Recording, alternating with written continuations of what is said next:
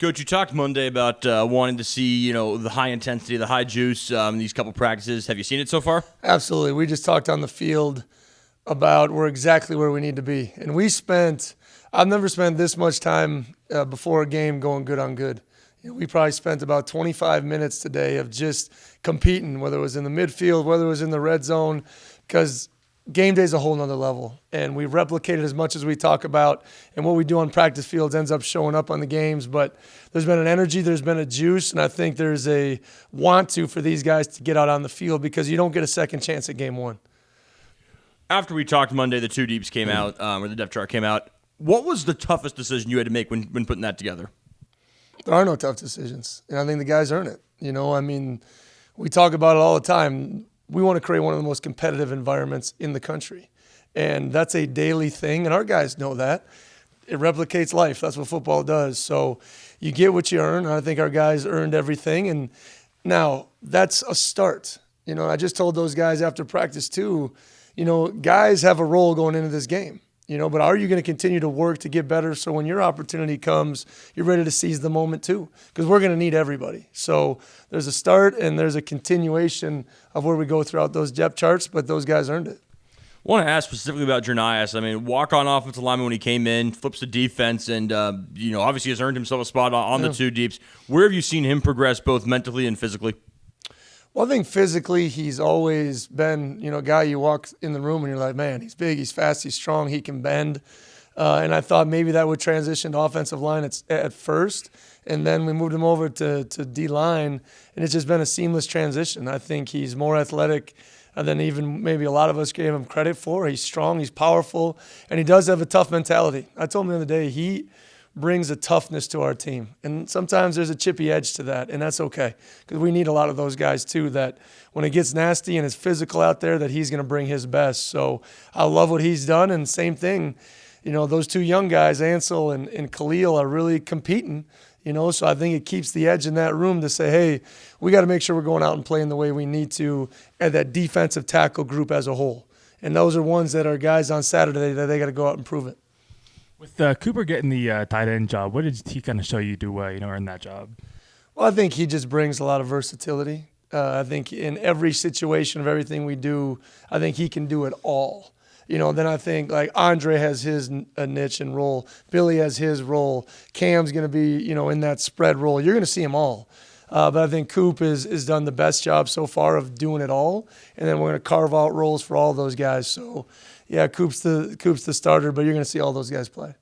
With Colorado State, it sounds like they totally rebuilt their offensive line going into this year.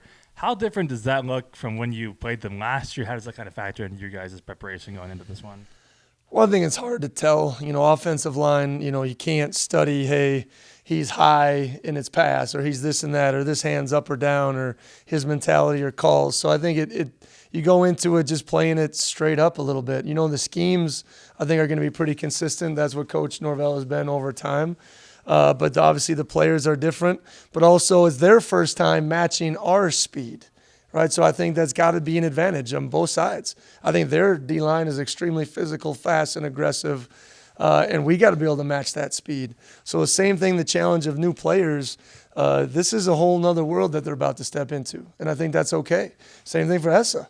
Essa is just walking into a whole new world, and everything we've done has been to prepare them for this moment.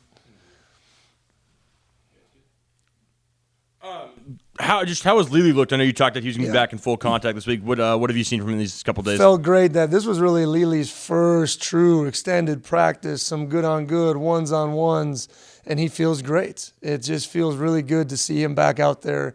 He brings another energy and mentality. He loves the game so much.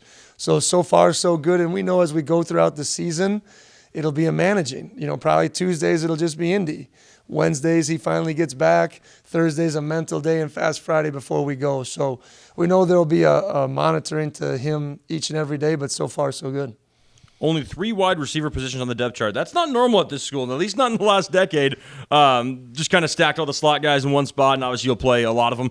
Yeah, H's, Y's, Z's, X, whatever letters you want to give all these guys, they're all going to have a role, they're all going to play, and they're all going to be exciting with the ball in their hands. So We do want to invest in the tight end position. That's in the future, while surrounding those guys with a ton of playmakers. So we're going to mix and match personnels all over the place.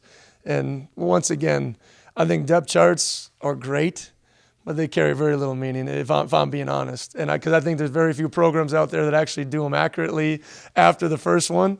I know when we played Coach Leach, I think he had oars at every position, and I think he listed 8 starting quarterbacks. So I think it's one of those things where you go back and forth, and if you get value from getting your name on a piece of paper that we send out to the media, we're already in a misstep, right? So love where those guys are at, though. Last thing on the tight ends, it sounds like Ben wants to use them more in the passing attack than the school has used them in quite some time. Did that kind of play a factor in kind of deciding on who's going to be out there the most, or how did that kind of factor into things? Well, I think the overall vision is to be able to play at mock speed and have your whole offense available to you. And I think that's what the tight end possesses. So when we go 11, we go tempo, we can split those guys out. We can be in the core. We can create max protection. They can be big blockers on the edge. That gives us an advantage. And they can catch the ball and stretch the field. So that's always been the vision, and we're building there, So like I said, it'll be a personnel deal, and those guys got to go out and perform as well. I love that on offense we have a bunch of guys that got to go out and compete. And I think there's a way in practice when you do that. They just wake up every day knowing, hey, if I don't come today, my reps are going to get cut, right? And there's an expectation to that I think is really good for a team. And then Tanner popping up on the depth chart. What's his status with his wrist or whatever it is? Yeah, Moku is more with his foot. We're trying to get him there slowly but surely, and I know he's going to do everything he can to try to make it out there. All right, go Cougs.